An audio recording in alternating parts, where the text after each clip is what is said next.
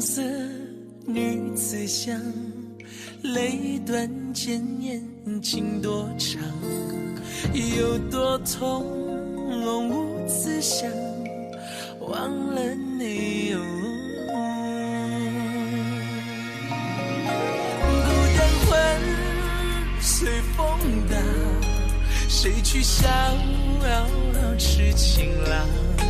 这红尘的战场，千军万马，有谁能称王？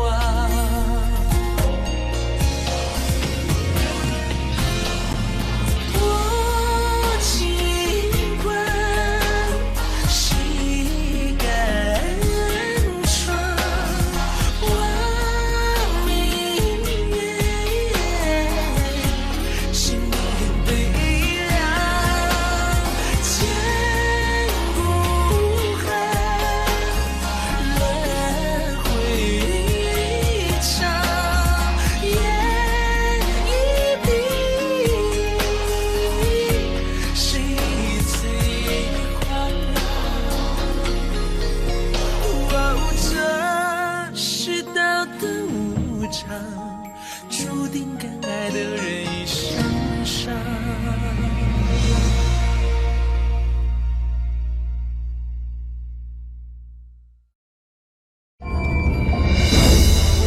即使你尽忠职守，但是在你用生命拼杀时，你的那些所谓的同僚，他们又在哪里？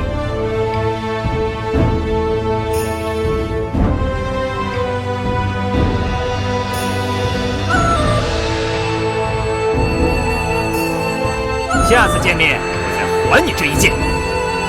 侠魁之位空缺，农家内部明争暗斗，渐成水火之势。一场大战已是箭在弦上。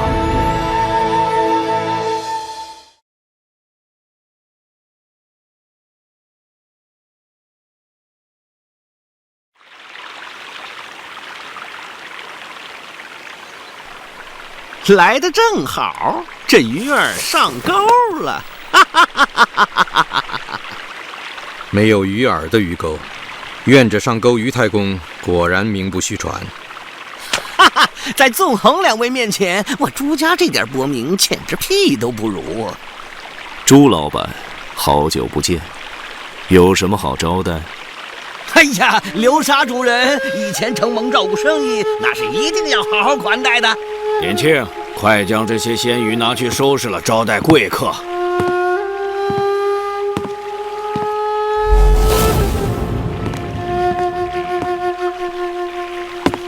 神农堂朱家给两位施礼。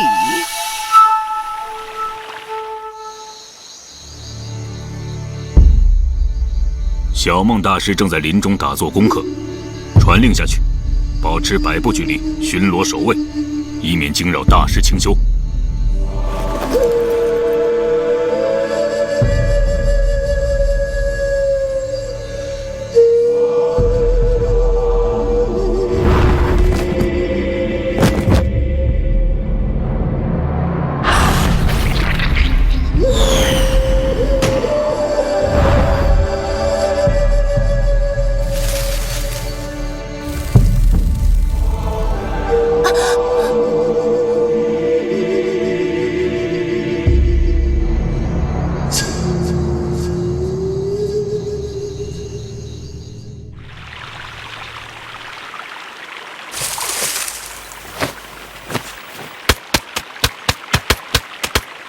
钓鱼这种事儿，想必两位不常做，感觉如何呀？无趣。偷得浮生半日闲，朱堂主好兴致。不愧是天下第一剑，今日得见，果真见识不同凡人呢。朱老板，刚才的问题你可以回答了吗？老友相问，朱某定当知无不言，言无不尽。点庆负责神农堂的防务已有10年，从来没有出过错。将神农令放在此处之人，一定对农家的防务和地形极为了解。和是谁将令放在此处相比，更令人不安的是这令上的字。没想到竟然是这样的命令。注定要发的财就不是横财，注定要发生的意外也不是意外。哎呀，老弟呀，你倒是轻松自在，我都快愁死了。对于究竟是何人发出的神农令这个问题，朱某也和两位一样想知道答案呐。难道不是那生死不明的霞魁吗？哎呀，老朋友，你若看过这令上的内容，就不会这么想了。朱某早知二位来此，正是为查明神农令之上究竟写了什么，所以请看吧，不要见外。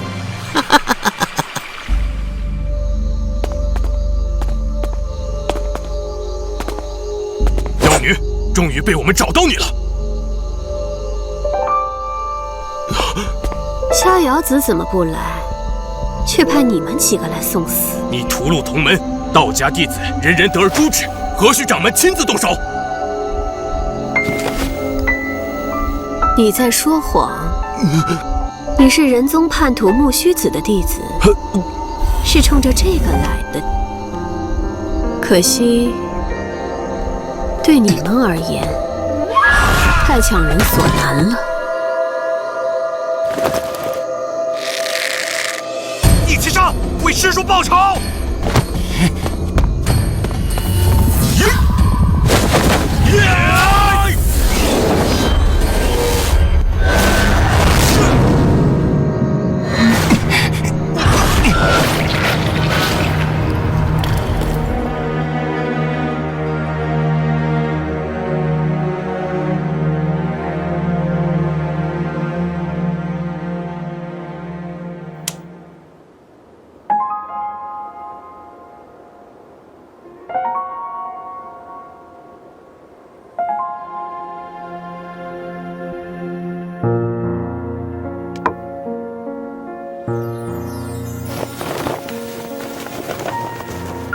涟漪，你最近还好吗？又是你呀！我挺好的，谢谢。谢谢。你对我就一直保持这样客套的礼貌？你多虑了，我没别的意思。我当然知道你没别的意思，所以心里才会真的难受。那对不起了。这么久以来，我每次送你的礼物，你都不曾打开看过一眼。这些想必都是很昂贵的礼物，但是你应该把它们归还给原来的主人，而不是送给我。我的确是一个小偷，但是从来没有取过不义之财。这些东西的主人得到财富的手段都不干净。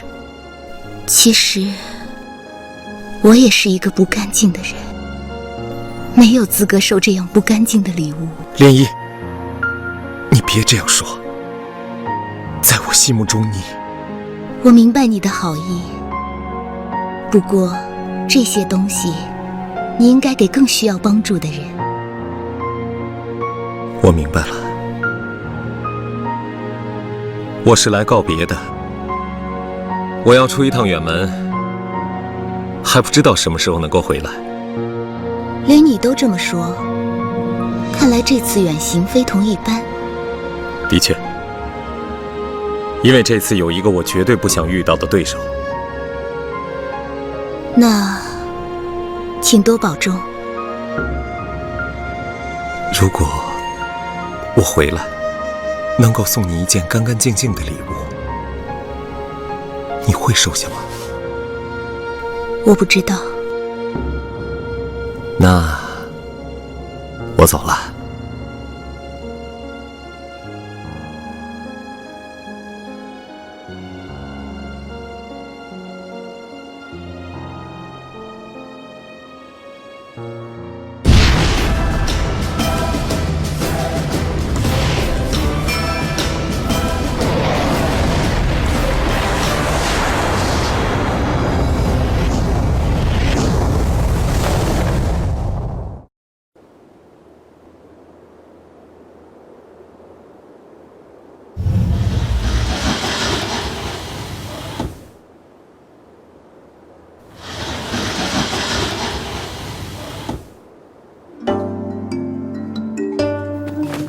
大莹姐姐，你回来了。想我了吗？想的。那还差不多，否则看我怎么罚你。好几天没见，我还怕有哪个男人把妹妹给拐走了呢。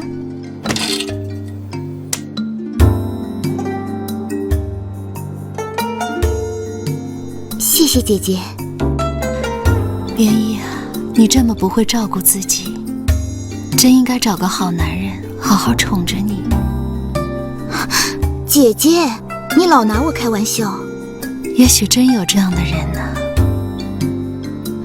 黄金珠宝又能代表什么呢？打动女人的心，这些男人也只能想到这些了吗？我这样的人又有什么值得别人用心？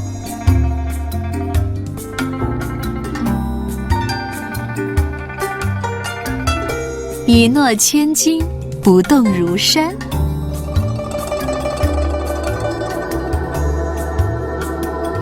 看来有一个人要把他的真心交给妹妹呢。在这醉梦楼上，多少海誓山盟都如云烟消散，哪有真正的诺言？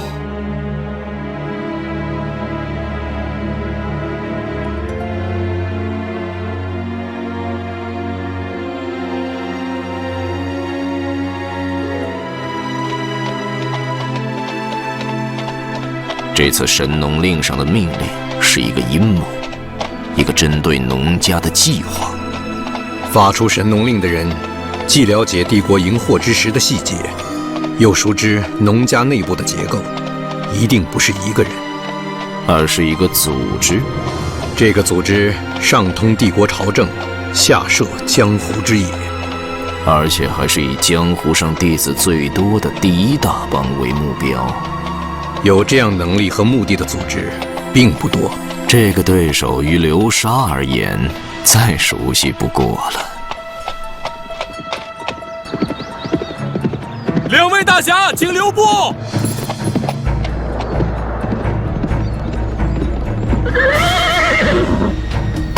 两位贵宾，我家堂主邀请到山中一叙，有要事相商。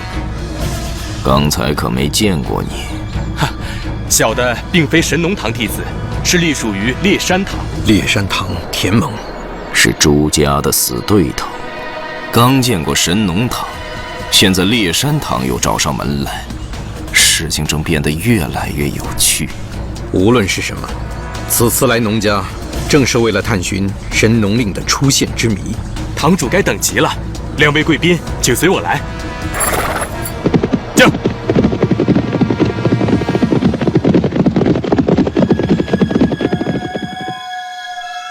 妖女，何不杀我？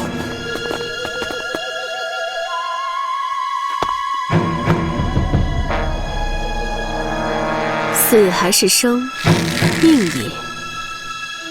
何时生又何时死，天意也。你强求生死，又有何面目做做道家弟子？安之若命，岂不自在？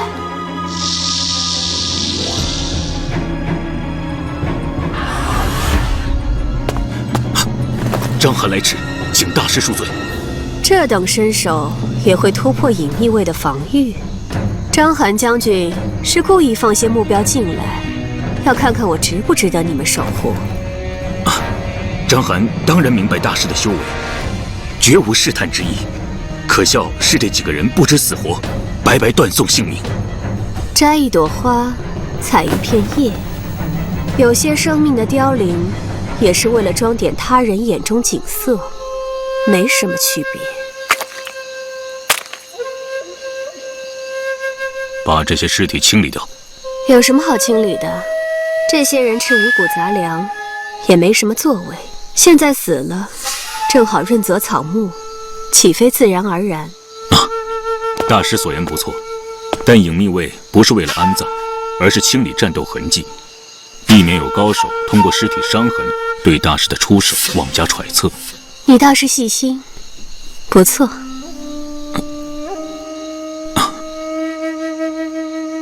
怎么了？哦，大师平时气象庄严，高深莫测。刚才笑起来，张翰才忽然醒起，大师原本也是一个年方18的少女。我从一开始不就是这样吗？是你们被那些高啊低呀、掌门啊大师啊这些虚无的东西挡住了眼睛。可见孔子这老头害了多少人。孔子有没有害人我不清楚，但是世人的确被这些表象蒙蔽双眼。然而又有几人能做到超脱呢？我说他害人了，那就是害人了。两位请稍后，我去通禀一声。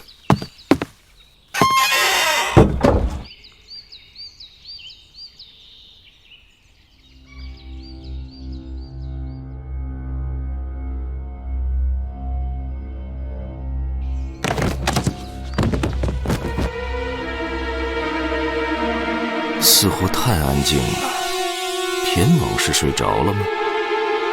屋内并无呼吸之声，就算睡觉也不会这么安静。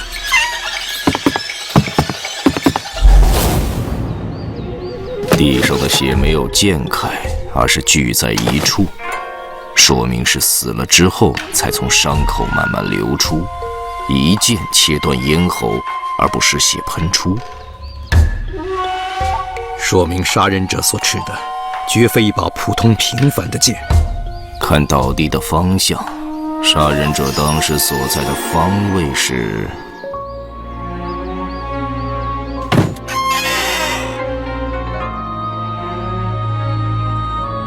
地则万物，神农不死。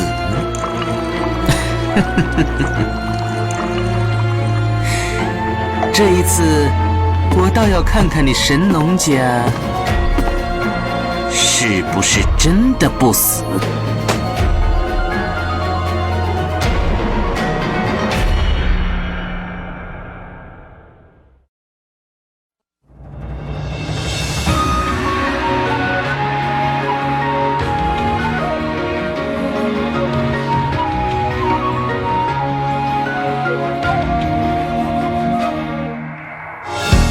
赢了什么算拥有？